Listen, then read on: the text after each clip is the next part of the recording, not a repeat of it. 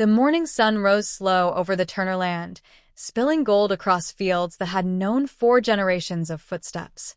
Elias Turner stood barefoot on the creaky porch of his grandfather's farmhouse, sipping black coffee from a chipped enamel mug. The air still held the cool hush of dawn, the kind that made you feel like the world hadn't quite woken up yet. This was his peace: no horns, no neighbors, no HOA meetings. Just crickets, crows, and the soft rustle of pine needles in the breeze. Elias had returned to Pine Hollow 3 years ago, after 2 decades away.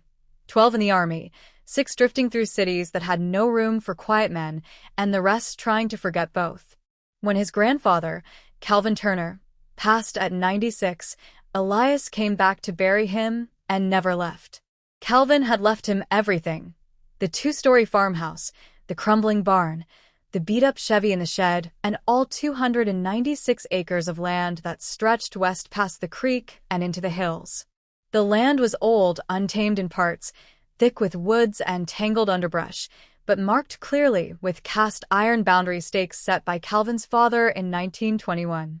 Elias knew every tree, every dip in the land, every black snake that basked on the gravel path when the sun was high. He'd spent his childhood summers here, learning how to gut fish, patch a fence, and respect the land that others had tried to take more than once. These days, he lived simply. Up with the sun, bed by 9. He tended a small vegetable garden, cleared out brush near the creek, and spent long hours restoring the old house with quiet precision. It was work that needed no orders, no meetings, no uniform, just patience and sweat. Pine Hollow, though, had changed. The town had exploded in the past 10 years. What was once a sleepy, conservative town nestled in the hills of Georgia had become a hot spot for developers chasing cheap land and tax breaks. Old farms were bulldozed into cul-de-sacs with names like Whispering Trails and Magnolia Ridge. Cookie-cutter homes painted in pre-approved neutrals. Mailboxes matched. Grass heights regulated. Drones delivered Amazon orders by noon. And yet, the Turner land remained. Outsiders didn't understand how it survived untouched, especially this land, owned by a black family since 1892. But Elias knew why. Calvin had fought every inch of the way. He'd refused dozens of buyout offers over the years, endured anonymous threats, and once chased a county appraiser off with a rifle when they tried to claim his property was abandoned. "They don't want the land," Calvin had said once, rocking on that same porch. "They want the idea that it ain't ours, that we don't belong here, that we never did." That morning, Elias stepped down into the dew-damp grass, stretching the stiffness from his back. He planned to clear some dead limbs down by the West Trail, where the forest thickened just before the ridge dropped off. But halfway there, something stopped him. A small orange flag, fluttering in the soil like a plastic weed. He frowned. He followed it, finding another 10 yards ahead. Then another. A neat row of survey markers cutting diagonally across his land from the old trail down toward the creek. "Not again," Elias muttered. He squatted to read the tiny plastic tag: survey company, date, GPS coordinates. No name, no job number. And he hadn't hired anyone. He yanked the flag free, coiling the wire stem like a snake in his hand. Something itched in the back of his mind. A memory, a warning. Back at the house, he pulled out a box from the hall closet. Inside, dozens of yellowed papers. Deeds, surveys, affidavits, photographs. Calvin had kept everything. Elias found the master plat map, unfolded it on the kitchen table, and traced his finger along the west boundary. Nothing had changed. The land was still his. Still, something didn't feel right. Later that night, he checked his email. Among the usual spam and hardware store coupons was a message from Rita Mendel, a clerk at the Pine County Zoning Office. Subject line: Notice of zoning request, adjacent parcel inquiry. He opened it. "Dear Mr. Turner, a zoning change request has been submitted for land adjacent to your parcel #301-6C. While the submitted documents do not include your specific tract, we are required to inform neighboring landowners of any construction or development activity. Please see attached map and proposal." He clicked the attachment. It was a digital site plan. Modern, sleek. Dotted lines, future cul-de-sacs, a proposed HOA center, even a playground. The map stopped abruptly at the Turner line, but not before brushing a little too close to the western border. Too close to where those orange flags had stood. Elias leaned back in his chair, heart slow, steady. He wasn't surprised. Not really. Just disappointed. He knew what was coming. And he knew they had no idea who they were dealing with. By the second week of May, the flags were back. This time they weren't just orange, they were pink, red, blue. A whole Technicolor trail of plastic markers, staked deep into the soil like the land had already agreed to be divided. Elias found a white marker labeled Lot 27, jammed directly into a patch of wild blueberries he and his grandfather had picked every summer since he was 8. He didn't rip them out this time. He just stared. Then he turned and walked back to the house. He knew what to do. Elias had fought wars.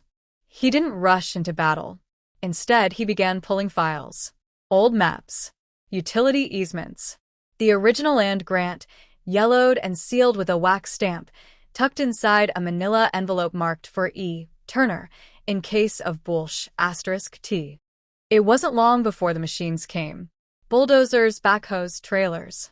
They rolled in through a freshly gravel road just off Hollow Pines Drive, a new extension that hadn't existed last spring. Trees were felled by noon. Concrete footings poured by sunset. It didn't take a week before a billboard appeared at the edge of the clearing. Welcome to Silver Pines, 98 modern homes nestled in southern charm. A Caronwood HOA community. Homes starting at $425,000. Beneath the sign was a watercolor rendering of families walking dogs and sipping lemonade. White picket fences. Glistening SUVs. A smiling blonde woman shaking hands with a young couple in front of a model home. Elias stood at the tree line and read it 3 times. The name Caronwood HOA stuck out like a knife. He took a slow walk up the makeshift access road and found her standing in the middle of the site, clipboard in hand, barking instructions at 2 workers struggling to unload insulation panels. Karen Whitmore, head of the HOA, part-time real estate agent, and full-time tyrant in heels. Her face was the same one he'd seen in half the Pine Hollow Community Watch Facebook rants, always standing next to a police officer she'd worked closely with, or holding up a trash bag from a local park cleanup. Her blonde bob was surgically precise. Her smile never touched her eyes. She didn't notice him at first. "Excuse me," Elias said calmly. Karen turned, and her face clicked instantly into that retail customer service expression women like her wore like perfume. "Hi there," she chirped. "You must be with county inspection. We're ahead of schedule if you can believe it. Some days, I just want to kiss these contractors. They're so good." Elias didn't smile. "I own this land." Her eyes blinked once, confused. "Pardon? This is my property. This entire site is on my land." Karen let out a short, patronizing laugh. "Oh, you must be mistaken. This parcel was reassigned to Whispering Pines Development by the zoning board. We had all the papers certified. Maybe you're thinking of the farmland across the creek." Elias's jaw tightened. "No. This was deeded to the Turner family in 1892.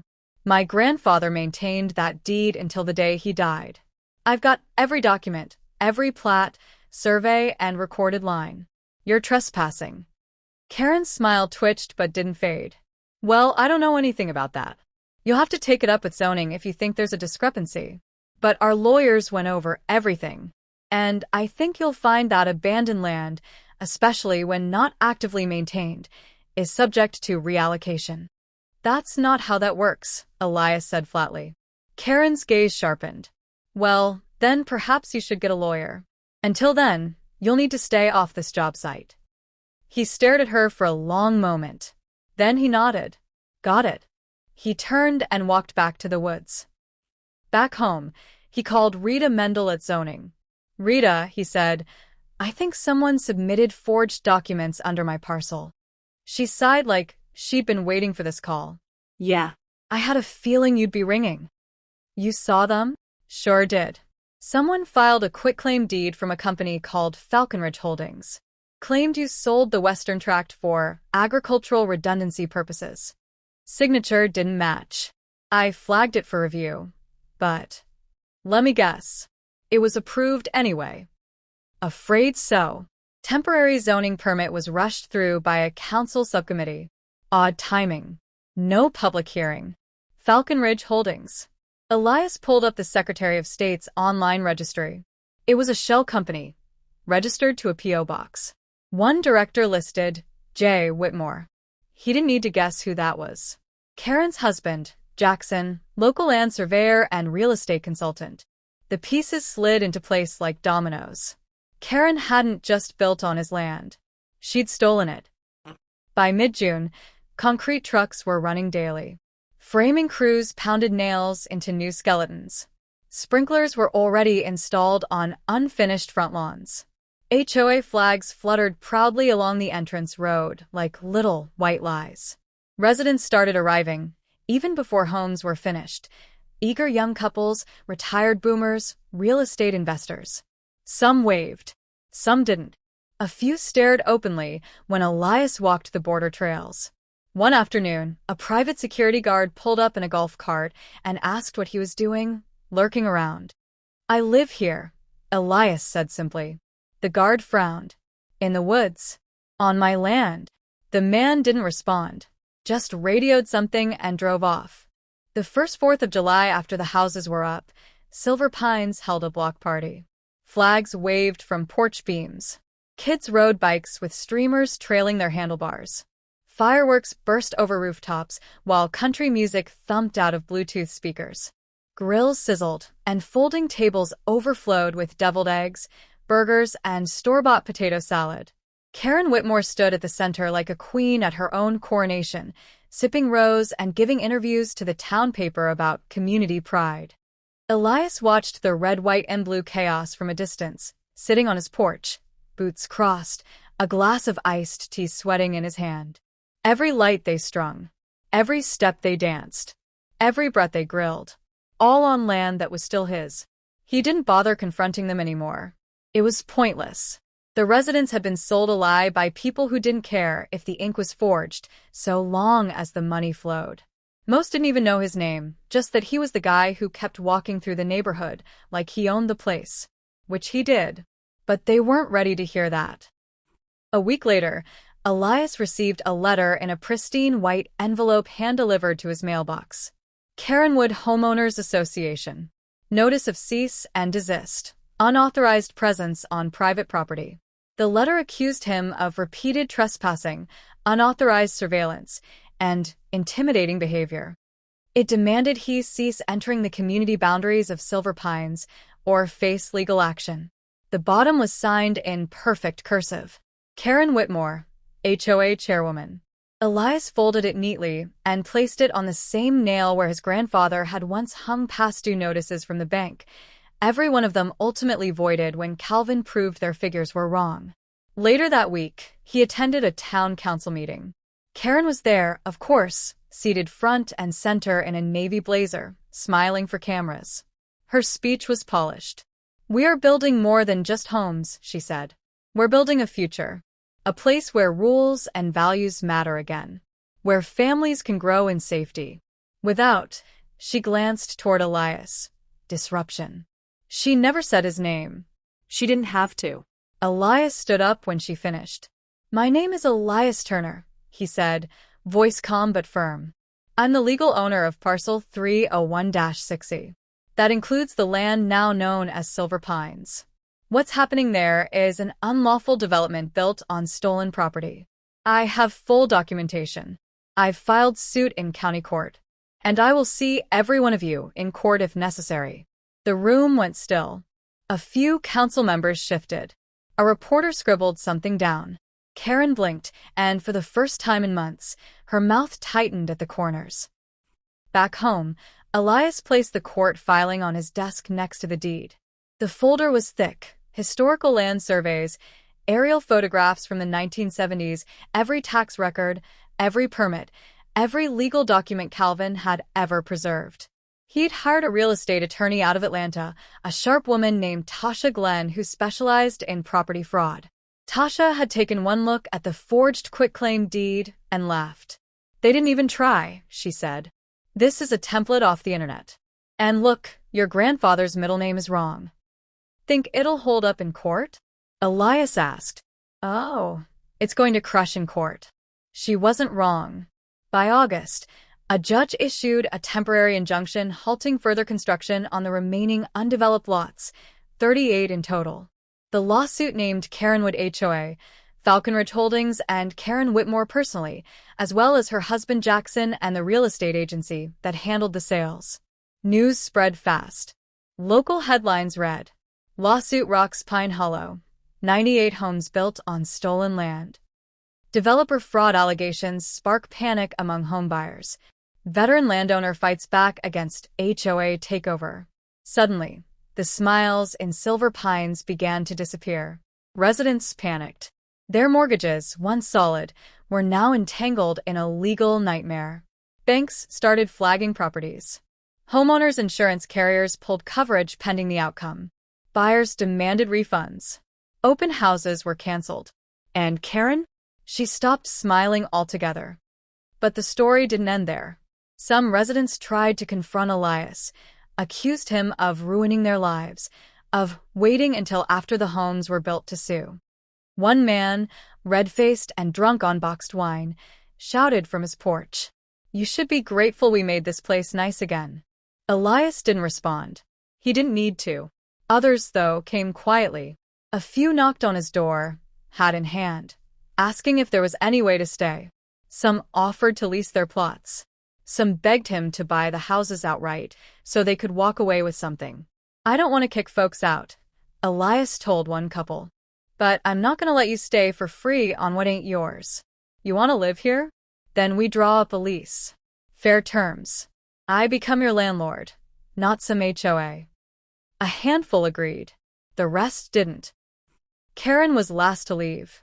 The court ruling was final. The land belonged entirely to Elias Turner. The developments were unlawful. The HOA was dissolved. Falconridge Holdings was fined. And Karen? She was barred from serving on any housing board in the state. She left in the dead of night. No farewell. No moving truck. Just a cold house with blinds drawn tight. Elias watched the for sale signs go up like tombstones. He never threw a block party. Never raised a flag or popped a bottle. He just kept doing what he'd always done. He fixed fences, walked the trails, tended his garden, and at the west edge of the property, where the blueberries still grew, he placed a new iron stake, fresh, black, gleaming in the sunlight. It read, "Turner Land, established 1892, still standing." By October, the land was quiet again. The buzz of nail guns, hum of generators, the whine of delivery trucks gone. Half-built homes sat hollow and still, skeletons left behind by buyers who defaulted, walked away, or fled in fear of court costs. The signs for Silver Pines had been removed. The neighborhood's website went offline. The Facebook group vanished overnight. Elias stood at the ridge line one crisp morning, looking down over the cleared stretch where 98 homes once bustled. Autumn had rolled in. A light wind rustled the tops of trees the bulldozers had spared. A few of the remaining homes still stood, their new owners now tenants, people who had signed lease agreements with him, quiet and respectful, thankful for the chance to stay. Most of the others were empty. Grass growing long, mail piling up. Banks didn't want to touch them. No one would insure them. Realtors called the area complicated. Elias called it justice. The final ruling had come down in court just 3 weeks earlier. The judge had taken one look at the original deed, signed, stamped, preserved in airtight sleeves, and said the words Elias had waited nearly a year to hear. This land belongs, wholly and uncontestably, to Mr. Elias Turner.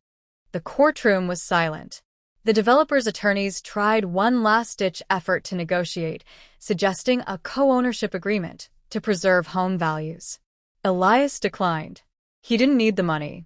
What he needed was the land. Still his. Still standing. He walked through the hollowed-out streets of Silver Pines later that week. The street signs were still up: Patriot Lane, Liberty Run, Founders Circle, names that dripped with the irony of stolen earth. A faded lawn sign tipped sideways read, "Back the Blue? Proud HOA member." Elias chuckled softly. At the end of Liberty Run, a moving truck idled. An older black woman, Miss Dorothy, a retired teacher from Atlanta, was hauling boxes into one of the homes still occupied. She'd been one of the first to approach Elias after the ruling. She didn't complain. She offered rent, brought pie, asked if he needed anything fixed on her side of the property line. Now she waved. "You finally walk in your kingdom," she said with a wink. He smiled. "Just talking stock.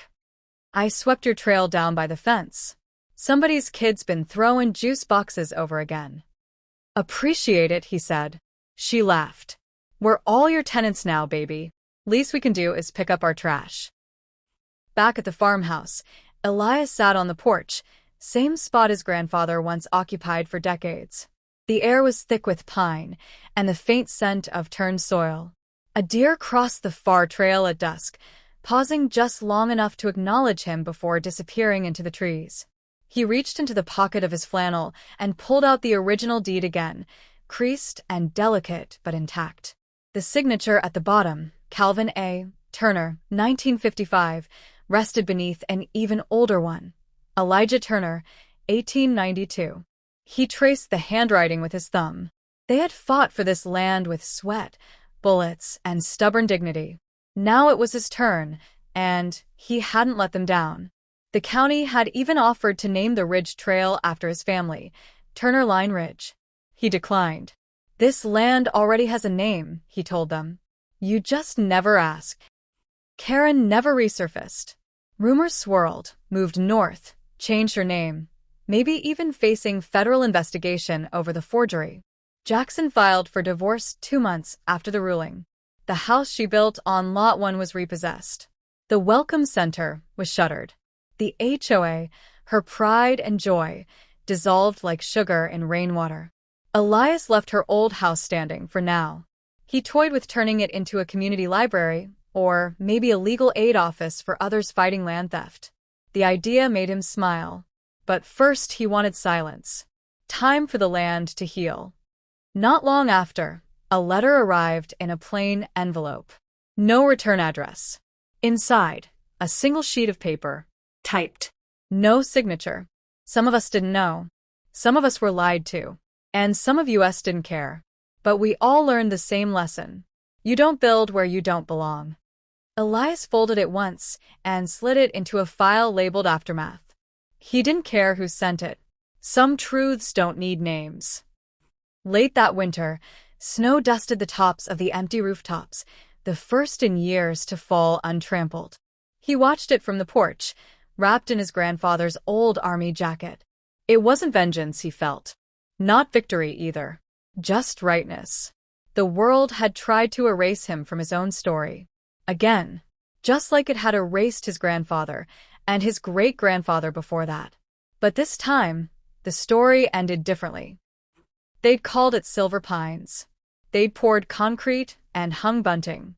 They'd claimed it as their own. But they never saw the dirt beneath their feet. And they never noticed the roots that ran deep. Too bad for them.